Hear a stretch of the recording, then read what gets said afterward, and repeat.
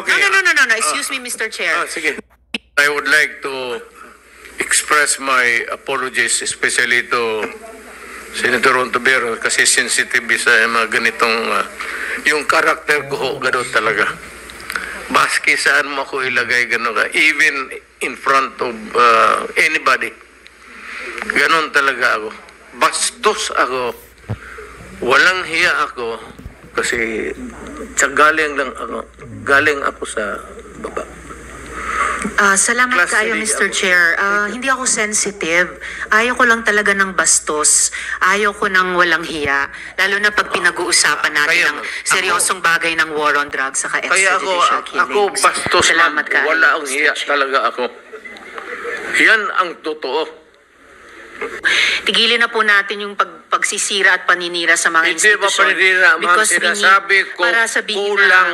pero may nasabi Hindi rin nila kasalanan.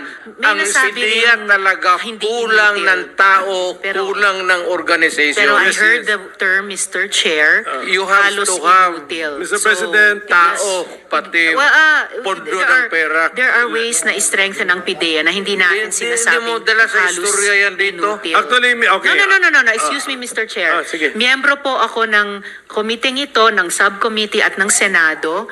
So, I am just making an interjection. Yes. Pag nagkapanahon akong uli na magtakbo ako ng mayor, maminos-minos talaga lang, I will do the same thing again and again and again, basta nandyan yung droga. Mr. Chair. Yes, ma'am. Mr. Chair, I believe we've given the proper leeway and respect to the former president. Hindi po ito midnight COVID briefing, and I hope we can stay on track. Hindi po natin pinag-uusapan kung mali ang droga. Pinag-uusapan po natin kung yung polisiya, naging polisiya nyo. Mr. tungkol Chair, doon. if I may? Salamat Sige, tayo, Mr. Chair. it's actually the turn of Senator Bato, and let's give him 10 minutes of uninterrupted time to ask questions. Sige, Sandali mo naman. Before my time starts, Mr. President, Mr. Chairman. May I just be clear on this? Yung ano yung lumalabas sa karakter ko, yung policy ko, yun na yung experience ko, kaya lumalabas yung sa utak ko, pati bunganga ko. Yun na yung galit ko. Galit talaga ako sa droga, sasabihin ko sa inyo. Mainit ako. Thank you. Thank you, Mr. President. Lahat tayo, we are all the product of our own experiences. Tama. Sige, Senator Bato, you have the floor. Yeah, thank you, Mr. Chair. I just would like to remind our colleagues, Mr. Chair, if I may, that we invited the former president to listen to him. Sana kung magsalita siya, bigyan na naman natin ng time dahil pumunta siya dito eh. Si Senator De Lima kanina, haba-haba na sinasabi. I never interrupted her. Kahit anong sinasabi ng mahaba.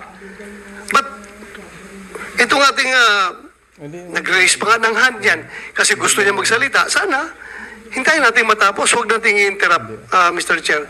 Yun lang po. Nagpapalabas na ako ng aking observation. Salamat sa Senator, pero yun, nasabi ko na rin, nalabas ko na yung galit ko. It's really a rage dito sa anak na rin ako ng mahirap eh. Kaput. Dumating kami ng Davao na we have to hack.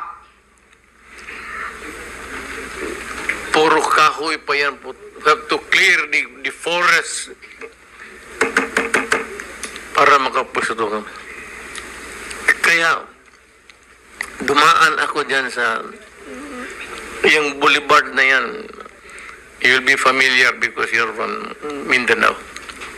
Diyan kami nakatira sa nagkarindirya ang nanay ko noon nung dumating kami sa kaya nakita ko yung hirap ng lalo na sabi ko yung nanay na lumabas nagtrabaho padala ng pera tapos yung pera niya nandoon sa droga. Thank you, sir. I'm sorry but tapos tapos na ako. Nailabas ko na. Sige. Salamat daw. Hindi na ako magano. Ito for the information, si Colonel Grijaldo. Ayan. Ngayon, ang Davao, ngayon, taga-Davao ko man. Taga-Davao kayo lahat. Kayo mga general, dumaan doon. O ano, good time na. Peaceful na. Walang gulo. Walang pickpocket. Pero, wala, hanggang dyan lang. Kalimutan na ng tao yan because sa bagay naman trabaho mo yan eh. Tama naman sabihin ng tao na, bakit kami may utang na loob sa iyo? Bayad ka. Trabaho mo yan. Tama yan. In theory, tama yan. Tama sila. Kayong mga pulis. Ikaw. Pati ako. Pero, yung dapat na lang malaman na yung pagiging mayor ko, pagiging talagang presidente, dinibdib ko yan. Wala akong agenda. Wala akong dinagdag na baski isang poste sa bahay ko.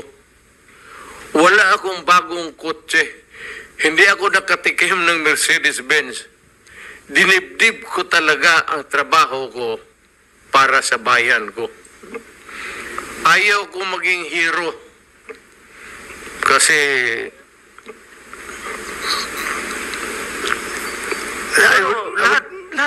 kayong lahat ng mga chief of police dumaan sa Davao. And I would like to take this opportunity with the permission of the chairman that I would like to thank you, Mr. President, for your war on drugs. If there was no war on drugs, there is no Senator Bato. Maraming salamat po doon sa opportunity na binigyan mo sa akin na maging chief PNP at ako'y naging senador ngayon dahil doon sa war on drugs. Maraming salamat. At ako nakikinig yung PNP pati yung patuloy